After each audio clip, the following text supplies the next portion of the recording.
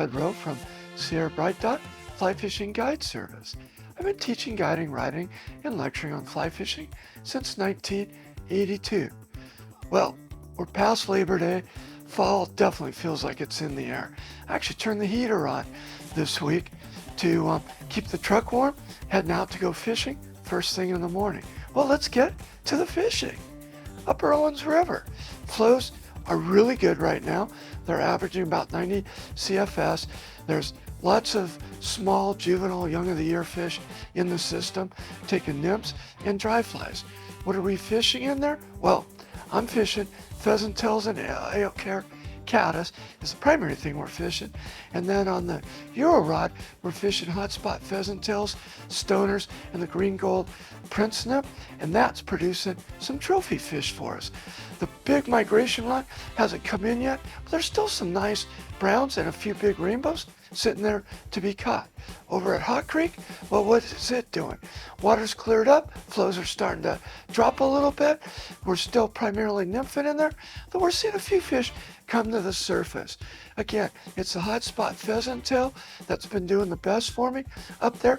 Also, beadhead flashback pheasant tails, but it's still more of a quality fishery, not a quantity fishery.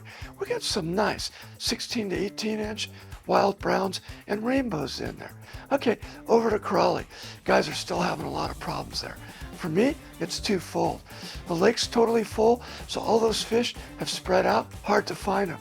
Number two, the midges just really haven't repopulated the lake since the lake is up at full pull. So the guys are really fishing damselflies and perch young of the year patterns like balance perch and olive matukas, which a lot of guys just don't know how to fish when it's this full. The other thing I'd be doing, particularly out of a float tube, trying to find the weed beds and work those perch patterns in around those weed beds. Okay, down the hill, let's go to the Lower Owens River.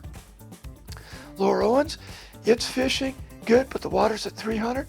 Still not low enough to really weight it easily. 300 is the top of what I'll let clients wade out there. So we're fishing from the banks, primarily nymph fishing in there. There's a lot of debris in the bottom, mostly from the beavers eating willows. So lots of little 1/2 to 1 inch round willows sticking the flies in them. Can't get the flies back off the bottom, so therefore we're breaking a lot of flies off. So if you're willing to break off flies fishing nymphs on the bottom, guess what? You're going to catch fish up to 14, 15 inches. What are they taking? Well, same old, same old.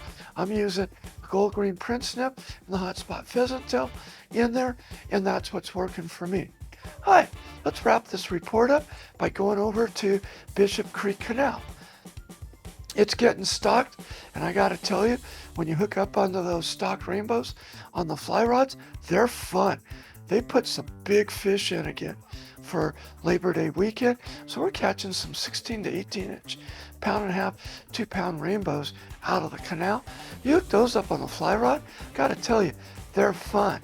So the two flies I've been working in there, hotspot pheasant tail, beadhead flashback pheasant tail, beadhead flashback gold rib hare's ear, and then the green gold prince nymph is what we're working. All right, well, that's been this week's fly fishing report. I can be found on Instagram or Facebook. You can find us at Tuesdays at Mahogany Smoked Meats from 9 to 11, or you can find me on lpptv.us.